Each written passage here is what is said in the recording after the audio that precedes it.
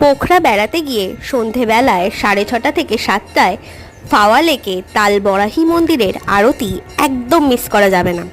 কিছুক্ষণের জন্য সেই শান্ত পরিবেশে হারিয়ে যাবে তোমরাও। তার কিছু মুহূর্ত শেয়ার করলাম তোমাদের সাথে।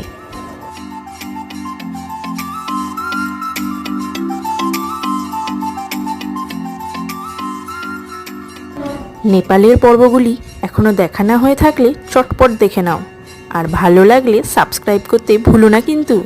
আমাদের সাথে থাকতে হবে তোমাদেরও। টু সিস্টারের মোটিভই তো তাই।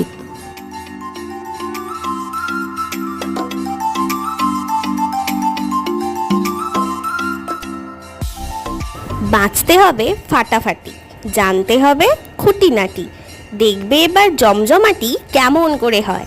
খাওয়া দাওয়া ভ্রমণ নিয়ে করব মন জয়। আজ এখানেই টাটা।